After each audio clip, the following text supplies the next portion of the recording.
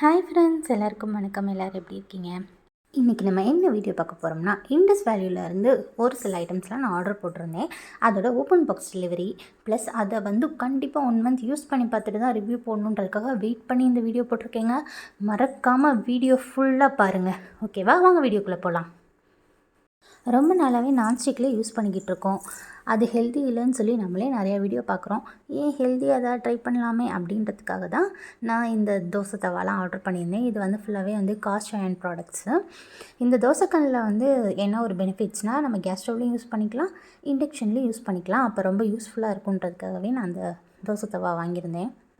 Next ஒரு pan வாங்கியிருந்தேன். இது ஒரு காம்போ ஆஃபரில் தான் நான் வாங்கியிருந்தேன். நான் அந்த ப்ரைஸ் டீட்டெயில்ஸ் உங்களுக்கு டிஸ்கிரிப்ஷன் பாக்ஸில் கொடுக்குறேன், செக் பண்ணி பாருங்கள். இதில் இருக்க எல்லா ப்ராடக்ட்டுமே நம்ம கேஸ் ஸ்டவ்வில் யூஸ் பண்ணிக்கலாம், இண்டக்ஷன்லேயும் யூஸ் பண்ணிக்கலாம். ரெண்டுமே சேஃபானது தான். நான் அதுவும் ட்ரை பண்ணி பார்த்துட்டேன், நல்லாவே ஒர்க் ஆகுது. அதே மாதிரி ப்ராடக்ட்ஸ் எல்லாமே நல்லா வெயிட்டாக இருந்துச்சு. அதுக்கப்புறம் நான் ஆர்டர் போட்டது ஒரு கடாய். இது 3மே காம்போவில் தான் வந்துருந்துச்சு. ப்ளஸ் அதோடு நான் தனியாக மெயினாக ஆப்பச்சட்டிக்காக தான் நான் அது போட்டேன். ஆப்பச்சட்டியும் இருக்குது, காட்டுறேன். எல்லா ப்ராடக்ட்டும் நல்லா வெயிட்டாகவே இருக்குது நமக்கு. இது எல்லாமே முக்கியமாக ப்ரீ சீசனிங் அப்படின்னு சொல்லியிருந்தாங்க. அதனால தான் நான் அதை சூஸ் பண்ணியிருந்தேன். இல்லைனா ரொம்ப ஃபார்மாலிட்டிஸ் நிறையா இருக்குமே அப்படின்னு நான் நினச்சேன். அதுக்காக தான் ப்ரீ சீசனிங் பண்ணதையும் வாங்கிட்டேன். அப்புறம் இந்த ஆப்பச்சட்டி தான். ஆப்பச்சட்டிக்காக தான் மெயினாக வாங்கினேன் நான். ஆப்பச்சட்டி நல்லாவே இருந்துச்சு. ப்ளஸ் அதோடு நம்ம க்ளோஸ் பண்ணுற அந்த லிட்டும் அதோடய சேர்ந்து வந்துருந்துச்சு. ப்ளஸ் அதோடு நான் இந்த ஆப்பச்சட்டிக்காக தான் இந்த ஹேண்டில் போட்டிருந்தேன், பிடிச்சி சுற்றணுமேன்றதுக்காக. பட் ஆனால் அது ஆப்பச்சட்டியில் சரியாக ஃபிக்ஸ் ஆகலை. ஆனால் கடாய்க்கு கரெக்டாக ஃபிக்ஸ் ஆகிடுச்சு அது. அதே மாதிரி நான் ஆர்டர் போட்டிருந்தப்போ இந்த ஹேண்டிலும் சேர்த்து தான் போட்டிருந்தேன். அது எனக்கு வரல. அப்புறம் நான் கம்ப்ளைண்ட் ரைஸ் பண்ணியிருந்தேன். எனக்கு ஒரு 1 வீக்லேயே அதை திரும்ப சென்ட் பண்ணிட்டாங்க எனக்கு. இந்த ஆப்பச்சட்டிக்கு சுத்தமாக ஃபிக்ஸ் ஆகலை. பட் ஆனால் சுற்றுறப்ப மட்டும் லைட்டாக வச்சுட்டு அப்படி தான் யூஸ் பண்ணுற மாதிரி இருந்துச்சு. ஆனால் கடாய்க்கு கரெக்டாக ஃபிக்ஸ் ஆகிருந்துச்சு. அதுக்கு நல்லா யூஸ்ஃபுல்லாகவே இருந்துச்சு யூஸ் பண்ணுறதுக்கு எனக்கு. ப்ளஸ் இந்த 3 ப்ராடக்ட் வாங்கினதுக்கு தான் எனக்கு அந்த ஃப்ரீயாக ஃபஸ்ட்டு காமிச்சேன்ல நான், அந்த தாளிப்பு கரண்டி, அது ஃப்ரீயாகவே அதோடு வந்துருந்துச்சு எனக்கு.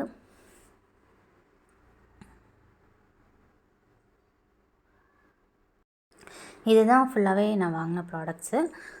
ஆப்பச்சட்டி, அப்புறம் தோசை தவா, அப்புறம் ஒரு பேன், அதுக்கப்புறம் தாளிப்பு கரண்டி, அதுக்கப்புறம் ஒரு இரும்பு கடாய். இது எல்லாமே தனித்தனியாக நான் யூஸ் பண்ணியிருக்கேன். தனித்தனியாக யூஸ் பண்ணதுக்கான வீடியோஸும் இதிலேயே அட்டாச் பண்ணியிருக்கேன், பாருங்கள். அதுபோக இதில் எனக்கு ஒரு க்ரீட்டிங்ஸ் கார்டும் யூஸ் பண்ணியிருந்தாங்க. நீங்கள் ஹெல்த்தியான லைஃப்பை சூஸ் பண்ணியிருக்கீங்க, அந்த மாதிரிலாம் அதில் கைப்பட எழுதி நமக்கு அனுப்பியிருந்தாங்க. பார்க்குறதுக்கே ரொம்ப அழகாக இருந்துச்சு. இதை நான் உங்களுக்கு நல்லா ஜூம் பண்ணி காமிக்கிறேன், நீங்களே பாருங்கள்.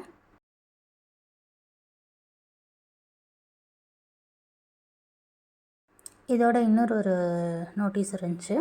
அதில் ஃபுல்லாகவே இது எப்படி யூஸ் பண்ணணும், ஃபஸ்ட்டு ஏற்கனவே இது ப்ரீஹீஷன் பண்ணனால ஃபஸ்ட்டு எப்படி யூஸ் பண்ணணும், ப்ளஸ் இது நீங்கள் நம்ம குக் பண்ணதுக்கப்புறம் இதை எப்படி வாஷ் பண்ணிவிட்டு தண்ணியோடு வைக்கக்கூடாது, நல்லா தொடச்சிட்டு லைட்டாக ஹீட் பண்ணி ஆயில் அப்ளை பண்ணிவிட்டு தான் வைக்கணும். இந்த மாதிரி அந்த கேரிங் டிப்ஸ் ஃபுல்லாக இதில் கொடுத்துருந்தாங்க. நல்லா இருந்துச்சு. ஏன்னா இது ஃபுல்லாகவே அயர்ன் ப்ராடக்ட்ஸ். நம்ம எப்போயுமே சமைச்சிட்டு வாஷ் பண்ணிவிட்டு அப்படியே வைக்கவே கூடாது. வச்சோம் அப்படின்னா ஃபுல்லாகவே ரஷ் ஆயிரும், அதாவது துருவாயிரும் ஃபுல்லாகவே. அதனால் நம்ம அதை நல்லா வாஷ் பண்ணிவிட்டு லைட்டாக ஒரு காட்டன் கிளாத்தை வச்சு ஃபுல்லாக தொடச்சிட்டு லைட்டாக ஹீட் பண்ணி லைட்டாக அது மேலே ஆயில் அப்ளை பண்ணி வச்சிட்டோம் அப்படின்னா எப்பயுமே அப்படியே இருக்கும். நமக்கு அதில் ரஷ் ஃபார்ம் ஆகவே ஆகாது. இப்போ நம்ம தோசைக்கல் நல்லா வாஷ் பண்ணியாச்சு. இப்போ அது நம்ம அடுப்பில் வச்சுட்டு எப்போயுமே ஃபஸ்ட்டு யூஸ் பண்ணுறப்ப நல்லா காஞ்சதும் லைட்டாக ஆயில் போட்டு ஆனியன் போட்டு கொஞ்சம் நம்ம இது பண்ணிட்டோம் அப்படின்னா தோசைக்கல் யூஸ் பண்ணுறதுக்கு கொஞ்சம் நல்லாவே இருக்கும். நல்லா ஹீட் ஆகிடுச்சு. இப்போ லைட்டாக அதில் ஆயில் அப்ளை பண்ணிவிட்டு வெங்காயத்தையும் போட்டு நல்லா அதில் இப்போ தைக்கிடலாம். நம்ம வெங்காயம் நல்லா கருகிற அளவுக்கு நல்லா நம்ம வறுத்துக்கலாம். இந்த மாதிரி ப்ராடக்ட்ஸ்லாம் நம்ம யூஸ் பண்ணுறதுக்கு கொஞ்சம் நம்ம மெனக்கடுற மாதிரி தான் இருக்கும். நம்ம ஆரோக்கியத்துக்காக நம்ம இதெல்லாம் செய்கிறதுல ஒன்றும் தப்பு கிடையாது. இந்த ப்ராசஸ்லாம் பண்ணிவிட்டு நான் ஃபஸ்ட்டு தோசை ஊற்றினேன். எனக்கு ஆனால் தோசை வரவே இல்லை, நல்லா ஒட்டிக்கிச்சு ஃபுல்லாகவே. அதுக்கப்புறம் நான் ஒரு சில ப்ராசஸ்லாம் பண்ணேன். வடிகஞ்சி தண்ணி வச்சு ஒரு 1 ஹவர் அதில் அப்படியே ஊற வச்சு அண்டு தென் அதை வாஷ் பண்ணிவிட்டு அடுப்பில் வச்சு வெங்காயத்தை நல்லா தேய்ச்சி 2 முட்டை போட்டு ஆம்லேட் மாதிரி போட்டுட்டு அதுக்கப்புறம் நான் தோசை ஊற்றுனதுக்கப்புறம் தான் எனக்கு கொஞ்சம் நார்மல் ஆச்சு தோசை வரதே. அதனால் தோசை கல்னாலே இதான் ப்ரொசீஜர் போல். அதனால் நான் அதுக்கப்புறம் நான் இப்போ வரைக்கும் யூஸ் பண்ணிக்கிட்டு இருக்கேன். கிட்டத்தட்ட 2 மந்த்ஸ் கிட்ட ஆச்சு. நல்லாவே தோசை வருது, எந்த பிரச்சனையும் இல்லை. இதில் சப்பாத்தியும் இதிலே தான் போடுறேன், பிரச்சனை இல்லை. சப்பாத்தி போட்டுட்டு தோசை போட்டாலும் தோசை நல்லா வருது, சப்பாத்தியும் நல்லா வருது, ஒரு ப்ராப்ளமுமே இல்லை இப்போ தோசைக்கல்ல. அதனால் யூஸ் பண்ணுறதுக்கு ரொம்ப நல்லாவே இருக்குது, ட்ரை பண்ணி பாருங்கள். அதுக்கடுத்து வந்து இதே மாதிரி வந்து பேனுக்கும் வந்து சேம் இதே ப்ரொசீஜர் பண்ணிவிட்டு நான் டேரெக்டாகவே யூஸ் பண்ண ஆரம்பிச்சிட்டேன். அதே மாதிரி பேனில் வந்து நம்ம சமைச்ச பொருள் எப்படின்னா வந்து ரொம்ப நேரம் அதில் வச்சுருக்க மாட்டேங்குது, உடனே மாற்றிடணும். நம்ம சமைச்சு முடிச்சதுக்கப்புறம் அதை நம்ம வந்து மாற்றிடுறது வந்து பெஸ்ட்டுன்ற மாதிரி இருக்குது. இல்லைன்னா அப்படியே அந்த பேனில் இருக்கிற மாதிரி ஒரு மாதிரி பிளாக் கலரில் ஆகிறது இந்த மாதிரிலாம் இருந்துச்சு. அதனால் சமைச்சு முடித்தது மட்டும் அதை அந்தந்த பாத்திரத்தில் மாற்றிடுறது அது பெஸ்ட்டுங்க. மற்றபடி யூஸ் பண்ணுறதுக்கு ரொம்ப நல்லாவே இருக்குது. களி கிண்டுறதுக்கு, ஃப்ரை பண்ணுறதுக்கு, இதுக்கு எல்லாத்துக்குமே நல்லா யூஸ் ஆகுது இந்த பேனு.